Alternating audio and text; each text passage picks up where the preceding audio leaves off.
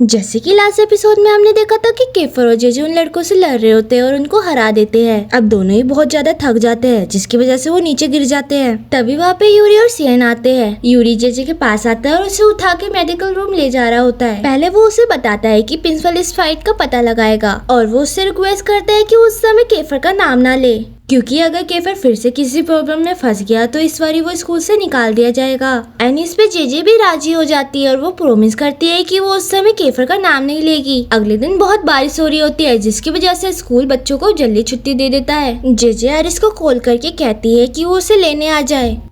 जब वो school building से बाहर आके उसका इंतजार कर रही होती है तो वो आता ही नहीं है। उसी समय यूरी उसे देखता है और उससे घर छोड़ने का ऑफर देता है। जेजे के पास कोई और चॉइस नहीं होती तो वो उसकी गाड़ी में जाके बैठ जाती है।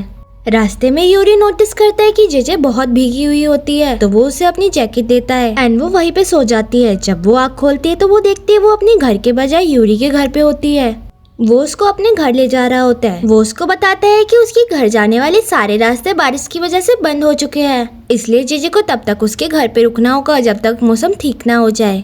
और जेजे यूरी के घर को देख के हैरान हो जाती है। और आगे क्यों ना हो, बंदा तो बहुत अमीर है। मतलब मेरा मतलब है कि क्योंकि उसका घर बहुत आलीशान होता है। यूरी जेजे को अपने रूम में ले जाता है और कहता है कि वो अपने गीले कपड़े बदल ले। वो ये भी कहता है कि जब तक उसके कपड़े धुल या सूख ना जाए तो मेरे क्लोथ्स ले सकती हो। अब यूरी जेजे को प्राइवेसी देने के लिए वहाँ से चला जाता है और कुछ देर बाद वहाँ पे आता है एंड अब दोनों बैठ के बातचीत करने लगते हैं।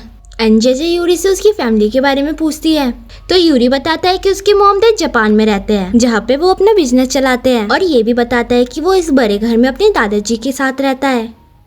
बाद में यूरी जेजे को अपने दादाजी से मिलवाने ले जाता है। उसके दादाजी ये देख के चौंक जाते हैं कि यूरी पहली बार किसी लड़की को अपने घर पे लेके आया है एंड वो सब मिलके बात करने लगते हैं। अगले दिन यूरी और जेजे साथ में स्कूल जा रहे होते हैं। जेजे यूरी को थैंक्स करती है एंड दोनों हंसी मजाक करके क्लास में चले जाते हैं। केफर ये सब देख के चौंक जाता है कि यूरी और जेजे इतना घुल मिल के कैसे बात कर रहे हैं। केफर यूरी को साइड में ले जाके पिछली रात का पूछने लगता है। यूरी उसको सब कुछ बता देता है। जब वो देखता है कि केफर ये सब सुन के बहुत जल रहा था तो वो उसे यकीन दिलाता है कि इन सब से उसके प्लान पे कोई असर नहीं पड़ेगा, सब कुछ ठीक वैसे ही चलेगा जैसा हमने तय किया है। थोड़ी देर के बाद जेजे और केफर को प्रिंसिपल ऑफिस बुलाया जाता है जहाँ पर सेक्शन डी के लड़के पहले से मौजूद होते हैं और ये दावा करते हैं कि जेजे और केफर ने बिना किसी बात पे उन पे हमला किया है। जेजे अपना और केफर का बचाव करने की कोशिश करती है लेकिन प्रिंसिपल उनकी बात का यकीन नहीं करती। इसका रीजन केफर है क्योंकि केफर ने पहले भी ऐसी कई प्रॉब्लम क्रिएट कर रखी है। जेजे तब यूरी की बात याद करती है कि अगर केफर एक और बार स्कूल की प्रॉब्लम में फंसा तो इस बार वो स्कूल से बाहर हो जाएगा। जेजे आगे बढ़ के प्रिंसिपल से कहती है कि सारा दोष उसी का है। जेजे केफर को बचाने की कोशिश कर रही होती है लेकिन प्रिंसिपल उसकी बात का यकीन नहीं करती।